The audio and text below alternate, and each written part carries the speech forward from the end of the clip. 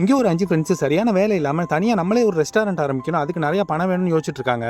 நேரம் அங்க வந்த ஒரு சாமியார் எலுமிச்சம்பளத்தை எடுத்துட்டு சுடுகாட்டுல நான் சொல்றதை செய்யுங்க, நீங்க நினைச்சது நடக்கும்னு சொல்றாரு. அவங்களும் அதே மாதிரி பண்றாங்க, ஆனா எதுவும் நடந்த மாதிரி தெரியல. அதுக்கப்புறம் அந்த ஆள் போலீஸ் சாமியார் போல அப்படின்னு சொல்லிட்டு அந்த எலுமிச்சம்பளத்தை வச்சுட்டு போயிடுறாங்க. அப்பதான் அந்த ரூம்ல இருந்த ஒருத்தன் அந்த எலுமிச்சம்பளத்தை எடுத்து ஜூஸ் போட்டு குடிச்சிடறான். அதுக்கப்புறம் ரூம்ல சோறு செஞ்சாலே இவன் எடுத்து திங்க ஆரம்பிச்சிடறான். அப்பதான் இவங்களுக்கு தெரியுது சுடுகாட்டுல இருந்து ஏதோ ஒரு சாப்பாட்டு ராமன் பேய் எலுமிச்சம்பளம் மூலமா இங்க வந்துருச்சுன்னு. அன்னைக்கு நைட்டு ஃப்ரெண்ட்ஸ் எல்லாரும் நீ யாருன்னு கேட்கும்போது என்னோட பேரு பகாசுரி, எங்க ஊர்ல எங்க அன்னதானம் போட்டாலும் நான் தான் ஃபர்ஸ்ட் இருப்பேன், ஏன்னா எனக்கு அவ்வளவு பசி எடுக்கும், நான் எவ்வளவு சாப்பிட்டாலும் சாப்பிட்டுக்கிட்டே இருப்பேன், என்னோட பசி மட்டும் அடங்கவே செய்யாது. இப்படி இருந்து எனக்கு சொந்தம் சொல்லிக்க என்ன பாட்டி மட்டும் தான் இருந்தாங்க. அவங்க சாப்பிடுறாங்களோ இல்லையோ எனக்கு அவங்க சாப்பாடு போட்டு என்ன நல்லாவே பாத்துக்கிட்டாங்க. என்னை பத்தி யாரும் தப்பா பேசினா கூட அவ்வளவு கோவம் வரும் அவங்களுக்கு. அதனால என்னோட பசியை கட்டுப்படுத்த நிறைய சாமியை வேண்டுவாங்க. அப்படிதான் ஒரு நாள் அவங்களுக்கு உடம்பு சரியில்லாம அவங்களும் என்னை விட்டுட்டு போயிட்டாங்க. அதுக்கப்புறம் நான் தனியா தான் இருக்க ஆரம்பிச்சேன். அதுக்கப்புறம் வீட்டுக்கு வந்த உடனே எனக்கு ரொம்ப பசி எடுக்க ஆரம்பிச்சது. வீட்டுல எதுவும் இருக்கான்னு பார்த்தேன், எதுவும் இல்லன்னு என் பக்கத்து வீட்டுல எல்லாம் போய் சாப்பாடு கேட்க ஆரம்பிச்சேன். ஆனா அவங்களுமே உன் பசி எங்களால தீர்க்க முடியாது, சாப்பிட்டு சாப்பிட்டு உன் பாட்டியவே கொண்டுட்டியா அப்படின்னு யாருமே எனக்கு சாப்பாடு கொடுக்கல. நான் கவலையில என் பாட்டியோட சமாதியில வந்து அழுதுட்டு இருக்கும்போது சுடுகாட்டுல இறந்தவங்களுக்கு சாமி கும்பிட்டு சாப்பாடு வச்சாங்க.